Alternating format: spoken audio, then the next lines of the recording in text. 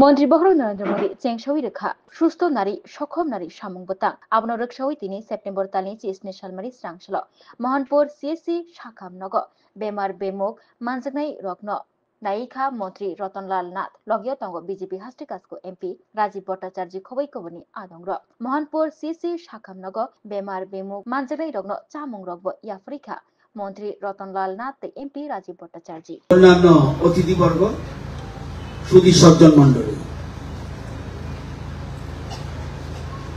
প্রধানমন্ত্রীর ভাষণের পরে কিছু প্রয়োজন নেই, তবু দু চারটি কথা আপনাদেরকে জানাচ্ছি। আপনারা জানেন আজ বিশ্ববরেণ্য নেতা তথা বিশ্বের সবচেয়ে বেশি জনপ্রিয় নেতা আমাদের দেশের লোকপ্রিয় প্রধানমন্ত্রী নরেন্দ্র মোদীজির জন্মদিন। প্রথমেই আমি ওনাকে আমার সশ্রদ্ধ প্রণাম ও শ্রদ্ধা জানাচ্ছি। আজ সাথে সাথে বিশ্বকর্মা, যিনি বিশ্বের ইনফ্রাস্ট্রাকচার তৈরির প্রধান কারিগর, বিশ্বকর্মার জন্মদিন আজকে এই দিনটিতেও পালিত হচ্ছে। উনি ব্রহ্মার পুত্র, ব্রহ্মার পৃথিবীকে সৃষ্টি করেছে, কিন্তু ইনফ্রাস্ট্রাকচার পৃথিবী তৈরি করেছে বিশ্বকর্মা, যারা আজকের দিনে আমরা বলি আর্কিটেক্ট বা চিফ ইঞ্জিনিয়ার। এবং শুধু এটা নয়, এই যে আমাদের বর্তমান দ্বারকা বিশ্বকর্মা তৈরি করেছে, মহাভারতের মহাসভা এই বিশ্বকর্মা তৈরি করেছে।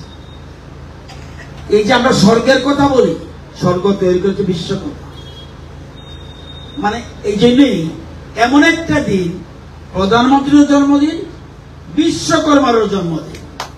একটা জিনিস বুঝতে হবে, কত এটা ভগবান প্রদত্ত। ভগবানের যে আমরা কল্পনা করি, প্রধানমন্ত্রীর সাথে কল্পনা করা যায়। আপনারা জানেন যে আজকে প্রত্যেক সময় উনি ভালো বক্তব্য রাখেন।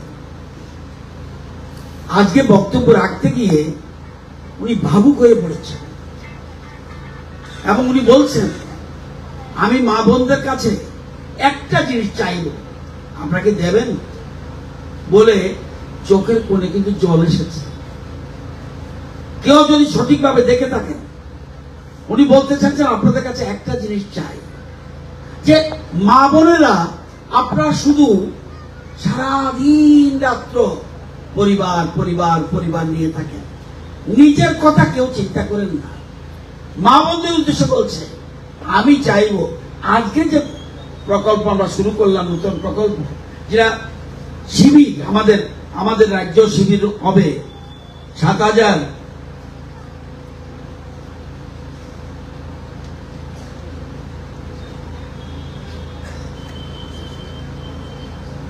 আমাদের রাজ্যে 7,423টা শিবির হবে এবং স্পেশালিস্ট ডাক্তার 152টা শিবিরে থাকবে। রক্তদান শিবির হবে। বলছে যে যত ধরনের রোগ, বহু রোগ আছে, বিশেষ করে মহিলাদের বেশি রোগ হয়, মহিলা সংক্রান্ত রোগ আছে, সবগুলি পরিষেবা পরীক্ষা এই সারা দেশ ব্যাপী। উনি বলেছেন বিকশিত ভারতের কথা যে বলছি, 4টা স্তম্ভের উপরে দাঁড়িয়ে থাকবে। কি? একটা হলো মহিলা, আরেকটা হলো যুবক, আরেকটা হলো কৃষক কৃষি, আরেকটা হলো গরিব। এই 4টা স্তম্ভের উপরে নির্ভর করছে আমাদের ভারতবর্ষের বিকশিত ভারতের স্বপ্ন। সুতরাং উনি বলতে গিয়ে বলছে যে কোন মা বোনেরা সবাই যেন, আজকে এখানে আছে, বিভিন্ন স্টল লাগিয়ে দিয়েছে ভিতরে, যার যার অসুবিধা আছে বাড়িতে শুধু দেখবেন আপনারা মা বোনেরা কি করে, কি নিজে অসুস্থ হলে দেখায় না, কিন্তু বাচ্চাটা শরীর খারাপ বলে দৌড়ে গিয়ে হাসপাতালে দেখায়। উনি বলছেন না, মা আগে সুস্থ থাকুন। যদি সুস্থ মা থাকে, সুস্থ পরিবার থাকবে এবং সুস্থ শিশু হবে এবং সশক্ত পরিবার থাকবে।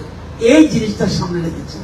এবং বিভিন্ন জন, আমরা জানেন, এই যে একটু আগে আমাদের আজকের এখানে উপস্থিত যে অতিথি যে রয়েছেন আমাদের রাজীব ভট্টাচার্য, যিনি আমাদের সাংসদ, উনি একটু আগে তুলে দিয়েছেন আমাদের যারা টিবি রোগী তাদের কিছু সরঞ্জাম তুলে দিয়েছেন।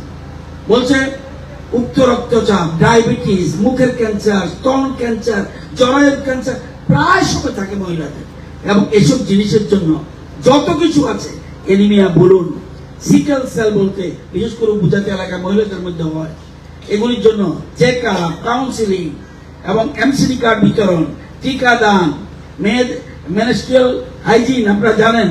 এবং বলছে উনি বলতে চাইছে এই যে বলবে তেল চিনি কম ব্যবহার করার জন্য বলছে স্পেসিফিকলি, এবং 10% যা করেন 10% কমিয়ে দিতে হবে তেলের পরিমাণ এবং চিনির পরিমাণ, এবং পুষ্টি সংক্রান্ত বিষয়গুলি করতে হবে।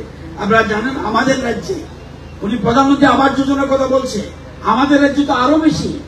প্রধানমন্ত্রী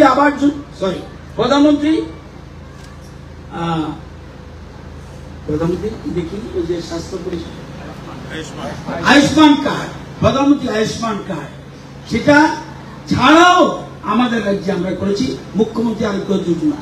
অর্থাৎ ত্রিপুরাতে একজন ধনী গরিব কৃষক শ্রমিক যা আছে সরকারি এমপ্লয় পর্যন্ত এটা আওতা আসবে, একজন বাদ যাবে না। যদি কেউ না নিয়ে থাকে সেটা আপনার ভুল। সুতরাং আমাদের রাজ্যে যে 5 লক্ষ টাকা বছরে চিকিৎসা ফ্রি, এটা কিন্তু আমাদের সরকার রাজ্য এবং কেন্দ্র সরকার করেছে। 42 লক্ষ লোক আছে, 42 লক্ষেরই চিকিৎসার ব্যবস্থা, বছরে 5 লক্ষ টাকা ফ্রি। ওই দেখবেন ওখানে লেখা আছে যে আয়ুষ্মান ভারত, প্রধানমন্ত্রী জন আরোগ্য যোজনা এবং চিফ মিনিস্টার জন আরোগ্য যোজনা 2023 আমরা প্রকল্প শুরু করেছি। ভারতবর্ষের যত চিকিৎসা কেন্দ্র আছে সব জায়গায় লিস্টের আছে, প্রচুর সংখ্যক আছে, সেখানে হবে। তো আজকে প্রধানমন্ত্রী এই জন্মদিন উপলক্ষে আমি আপনাদেরকে বলবো যে প্রধানমন্ত্রী কেঁদে দিয়েছেন। উনি দেখবেন এর আগেও আমাদের যে এই যে লাকড়ি দিয়ে আমরা রান্না করতাম, গ্যাস দিয়ে আমরা লাকড়ি দিয়ে বা কয়লা দিয়ে আমরা রান্না করতাম, ধোঁয়া উঠতো, উনি আমাদের এখানে শুরু করে দিয়েছে উজ্জ্বলা যোজনা। এগুলি প্রধানমন্ত্রী, এরকম প্রধানমন্ত্রী বসে বসে রাজুদার সাথে কথা বলছিলাম, এরকম প্রধানমন্ত্রী আমাদের দেশে কখনো আসে, কখনো। সুতরাং কথা বলতে ভাবুক।